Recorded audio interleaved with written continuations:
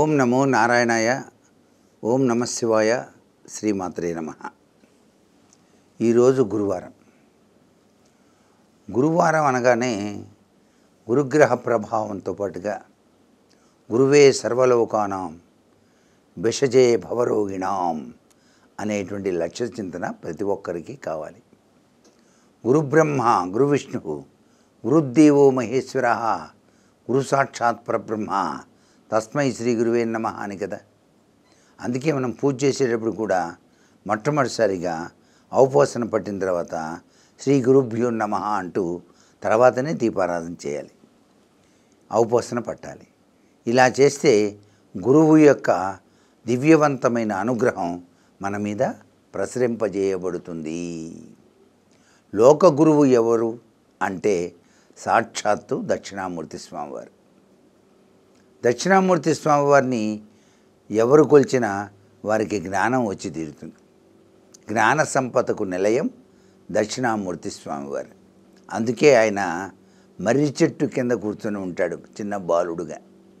ఆయన చుట్టూతా బాగా నెరిసిపోయిన గడ్డంతో ఉన్న మునులు సనత్ కుమార వాళ్ళందరూ కూడాను అక్కడే ఉన్నారు. వాళ్ళకి ఏంటి అసలు దివ్యవంతమైన ప్రభావం ఈ సృష్టి రహస్యం అని అర్థం కాక సర్వశాస్త్రాలు అధ్యయనం చేసినా తెలియట్లేదని కూర్చున్నప్పుడు సాక్షాత్తు పరమేశ్వరుడు చిన్న బాలుడుగా దక్షిణామూర్తి స్వరూపుడుగా జ్ఞానముద్రతో సాక్షాత్కరించాడు మౌనంగా. ఈ జ్ఞానముద్రతోనూ మౌనముద్రతోనూ ఉన్నప్పుడు ఈ ఋషులందరికీ జ్ఞానోదయమైంది. ఓహో, ఇదే సృష్టి రహస్యం అనుకున్నారన్నమాట. అందుకే జ్ఞానముద్ర చాలా విశిష్టంగా పనిచేస్తాం. మనకి ముద్రలు రహస్యాలని కూడా ఉన్నాయి. ఆ ముద్రలు ఒక్కొక్క ముద్ర వేస్తే ఒక్కొక్క దివ్యశక్తి వస్తుందని కూడా మనకు శాస్త్రంలో చెప్పారన్నమాట. కాబట్టి రోజు నిత్యం మనం జ్ఞానముద్ర వేసుకొని నమస్కారం కనుక చేస్తే దక్షిణామూర్తి యొక్క దివ్యవంతమైన అనుగ్రహాన్ని మనం సాధించవచ్చు. అంతేకాకుండా విద్యార్థులు విద్యలో ఉత్తమోత్తమమైనటువంటి స్థితిగతులు పొందడానికి గురువారం నాడు గురుగ్రహరీత్యా కూడాను అనుగ్రహాన్ని సాధించడంతో పాటుగా దక్షిణామూర్తికి సంబంధించిన మంత్రాన్ని కూడా అనుష్ఠానం చేయాలి. ఏమిటి ఆ మంత్రం అంటే ఓం నమో భగవతే దక్షిణామూర్తయే మక్ష్యం మేధాం ప్రజ్ఞాం ప్రయచ్చ స్వాహ అనే మంత్రాన్ని చదువుకోవాలి. ఇలా చదివినట్టయితే దక్షిణామూర్తి స్వామివారి యొక్క దివ్యవంతమైన అనుగ్రహ కరుణా కటాక్ష వీక్షణాలు మనం చవి చూస్తామని చెప్పేసి చెప్పవచ్చు. అంతేకాకుండా గురువు అనగానే మనకు గుర్తుకొచ్చేది గురుగ్రహ తత్వం అట్లా ఉంచితే గురువుకి సంబంధించినటువంటి దేవతా స్వరూపంలో దత్తాత్రేయుల వారు, అలాగే షిర్డీ సాయిబాబా, అలాగే రాఘవేంద్ర స్వామి వీళ్ళందరూ మనకు గుర్తుకొస్తుంటారు.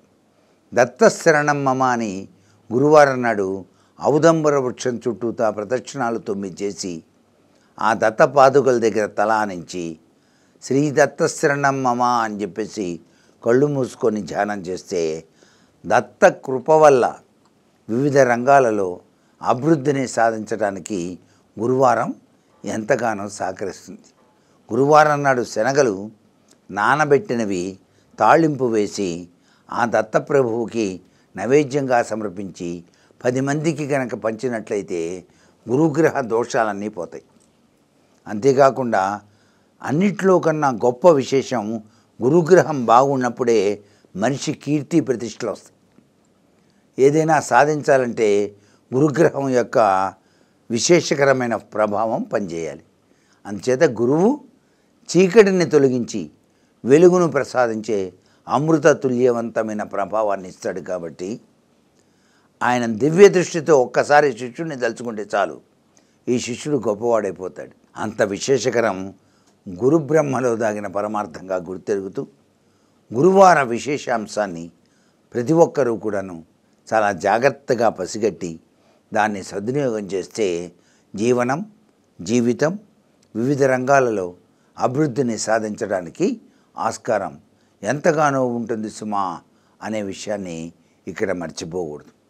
దత్తాత్రేయుల వారికి సంబంధించినంత వరకు కూడా శ్రీపాద శ్రీవల్లభత్వం సదైవ శ్రీదత్తాత్మన్ పాహి దేవాదిదేవ భావగ్రాహ క్లేశహానికీర్తి ఘోరాత్ కష్టాదుద్రాస్మాన్ నమస్తే అనే మంత్రం కూడా శతవిధాలా కూడాను సహకరిస్తుంది అందరికీ.